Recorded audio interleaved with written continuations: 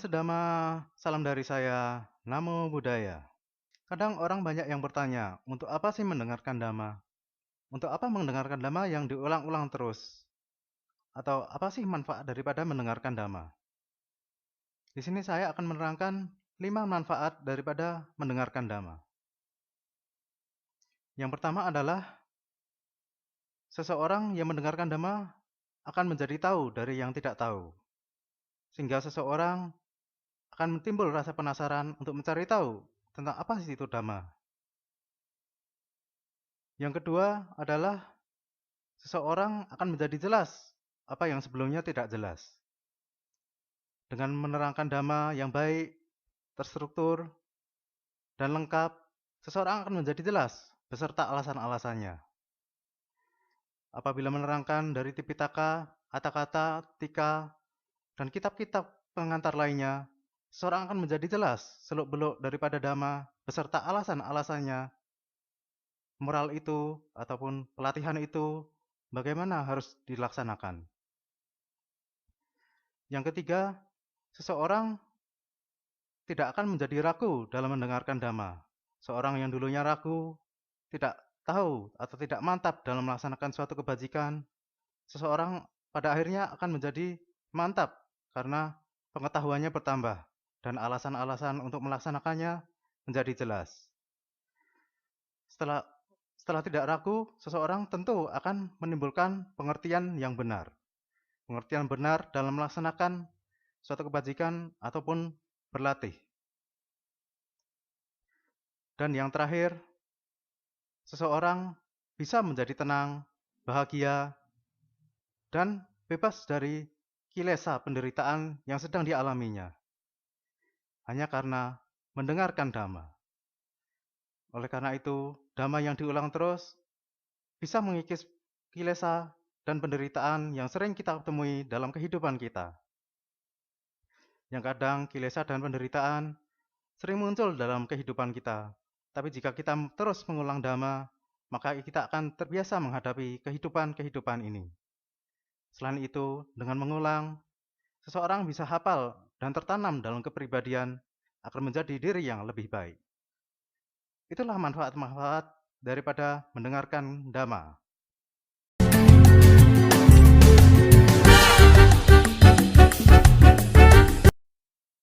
Mungkin di antara umat Buddhis ada yang pernah ingin membabarkan Dhamma atau ingin membabarkan Dhamma, namun belum pernah tahu apa tips daripada membabarkan Dhamma. Di sini saya akan menerangkan 5 sifat daripada membabarkan Dhamma yang harus diperhatikan. Yang pertama adalah tujuan daripada membabarkan Dhamma. Membabarkan Dhamma haruslah bertujuan untuk membebaskan makhluk-makhluk dari penderitaannya. Bukan untuk tujuan diri sendiri, tapi untuk membebaskan makhluk dari penderitaannya. Oleh karena itu, pembabaran Dhamma lebih baik didasari oleh cinta kasih dan kasih sayang pada semua makhluk. Dengan begitu, pembabaran Dhamma akan memberikan manfaat untuk pembebasan penderitaan bagi semua makhluk. Adapun metode pembabaran Dhamma juga harus diterangkan secara terstruktur dan dengan jelas.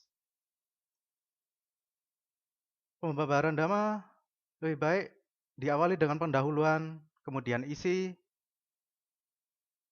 utama yang hanya satu topik saja, tidak terlalu banyak, tidak terlalu singkat, tapi juga dijelaskan dengan contoh-contoh dan alasan-alasan. Kemudian akhirilah dengan penutup atau kesimpulan. Dalam pembabaran Dhamma juga katakanlah dengan jelas, lugas, dan dengan halus dan lembut, sehingga orang akan tertarik dengan artikulasi yang dibawakannya. Selain itu, pembabaran Dhamma hindarilah membicarakan orang lain, kelompok lain, menyinggung atau menjelekkan, bahkan memburukkan orang lain dengan perkataan tertuju agar tidak mengotori pembabaran Dhamma ini. Tapi terangkanlah dengan kata-kata umum yang mudah dimengerti, tanpa istilah-istilah yang sulit, dan tanpa menyinggung hal lain yang dapat menjelekkan atau merendahkan orang lain. Itulah kira-kira tips-tips daripada pembabaran Dhamma.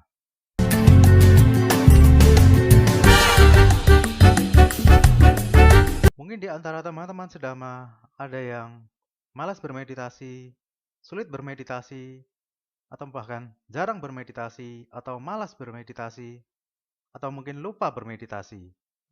Meditasi bisa dibikin semangat dengan cara meninggalkan 10 macam rintangan yang harusnya ditinggalkan lebih awal, agar ketenangan, kebijaksanaan dapat terwujud tanpa kekhawatiran suatu apapun, sehingga dapat memegang objek dengan lebih baik.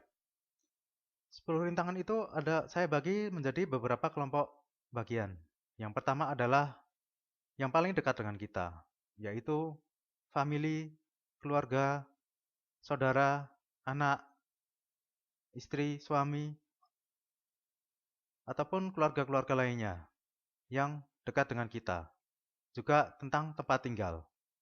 Ini adalah hal yang paling sering kita temui dalam kehidupan sehari-hari. Sehingga pada dasarnya manusia itu sudah melekat dengan keluarga-keluarga. Dalam kelekatan ini, sekadang orang tidak menyadari dan berjalan begitu lama tetap bersama keluarga untuk jangka waktu yang lama. Padahal jika seseorang pernah mencoba sekali saja ataupun mencoba beberapa waktu ataupun jangka waktu yang lama untuk meninggalkan, untuk sedikit melepas tentang keluarga hanya untuk berlatih, seorang akan menyadari bahwa ketenangan itu akan jauh lebih tenang dan kebijaksanaan akan jauh lebih terwujud. Keluarga adalah paling sulit dihindari. Namun apabila bisa meninggalkan meskipun jangka waktu tertentu, seseorang malah bisa memperlakukan keluarganya jauh lebih baik, jauh lebih netral, dan jauh lebih dewasa. Karena batinnya sudah terlatih, ketenangan sudah terlatih, dan kebijaksanaan sudah terlatih.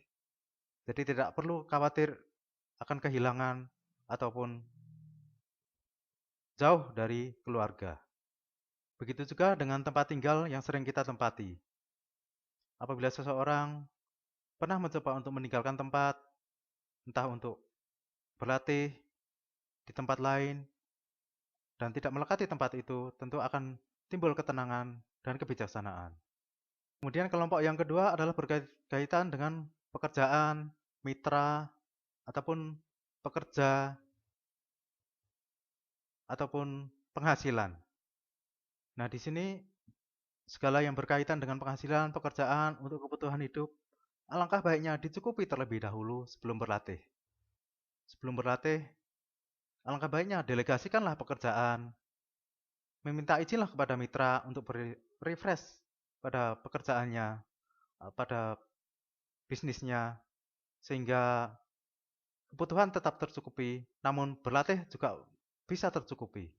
Kemudian berkaitan dengan pelajaran, murid, dan teman-teman. Juga belajar mengajar atau belajar dhamma, alangkah baiknya diselesaikan terlebih dahulu sebelum berlatih menyendiri. Karena belajar dhamma adalah teori dasar yang perlu diketahui.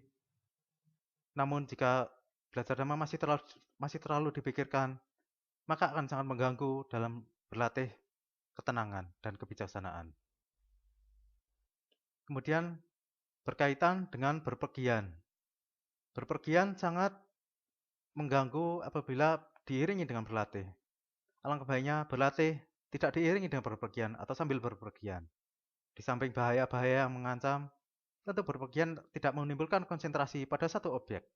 Kelompok selanjutnya berkaitan dengan penyakit. Usahakan penyakit tertanggulangi terlebih dahulu. Jangan sampai berlatih sambil sakit, tentu akan sangat mengganggu pelatihannya. Mengkondisikan tubuh ini sehat terlebih dahulu. Karena dalam tubuh yang sehat, mengkondisikan batin untuk berlatih tanpa gangguan apapun. Selain itu, posisi duduk, posisi berlatih untuk berlatih meditasi juga harus diperhatikan kenyamanannya agar tidak mengganggu, mengkhawatirkan saat berlatih, mengganggu pelatihannya, mengganggu konsentrasi objeknya. Yang terakhir adalah rintangan pada kekuatan-kekuatan magis, rintangan pada kesaktian. Kadang orang bermeditasi hanya sebatas untuk mencari kesaktian, namun yang timbul hanyalah ada rintangan batin. Karena pada dasarnya berlatih bukanlah untuk mencari kesaktian yang hanya akan menimbulkan rintangan batin. Itulah 10 macam rintangan yang apabila dilatih dapat meningkatkan kelegaan, dapat menghilangkan kekhawatiran sebelum berlatih, saat berlatih, dan setelah berlatih.